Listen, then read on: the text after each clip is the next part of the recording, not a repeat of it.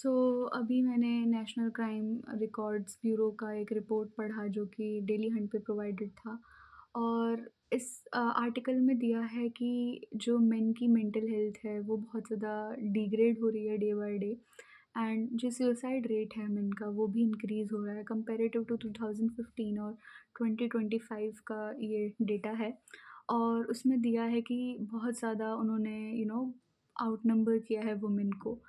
And the point is कि women is also considered as someone जिनका voice कई बार नहीं पहुंचता है जहां पहुंचना चाहिए, जिसकी वजह से उनको बहुत ज़्यादा सफ़र करना पड़ता है। बट मेन के केसेस में ये ज़्यादा है बिकॉज मेन की आवाज़ ही सुनने के लिए कोई नहीं है।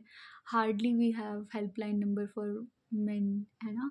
और मेन की मेंटल हेल्थ को अगर हम देखें तो अगर वो किसी से कुछ शेयर करता है तो उसको वीक बनाया जाता है और उसको दिखाया जाता है कि तुम तो अपने घर को नहीं संभाल पा रहे हो तो तुम दुनिया को क्या संभालोगे।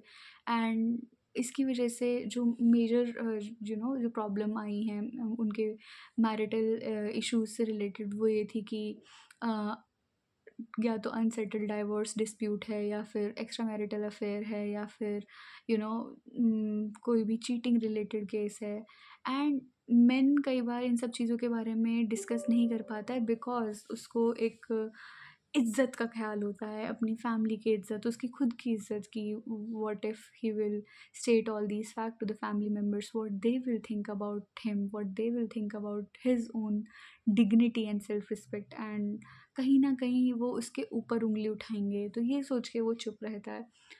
But the point is at the end of the day they harm themselves because they are unable to state what they are feeling, है ना। और कई बार उनकी साइलेंस उनकी वीकनेस बन जाती है क्योंकि हम उनको एक ओपन स्पेस नहीं देते हैं। कई बार इंटीमेट रिलेशनशिप में इतना ज़्यादा वायलेंस होता है। एंड वुमेन की वॉइस को एक एक प्लेस और एक सेफ ज़ोन दे रखा है सुनने के लिए, बट मेन की वॉइस को एक प्लेस और सेफ ज़ोन नहीं दिया है सुनने के लिए। तो कहीं न कहीं वो बस अकेले ही इससे लड़ते रहते हैं। सो और आइसोलेशन और इन सब के बारे में बात करना है अपने आप में एक स्टिग्मा भी बनाया हुआ है सोसाइटी ने। सो थिंक थोड़ा-सा what we are heading towards. Inhale, peace, exhale all negative emotion with that happy mental health awareness month. And you can read that article. I will share the link in the description box. And yes, there are statistic facts also in that same article.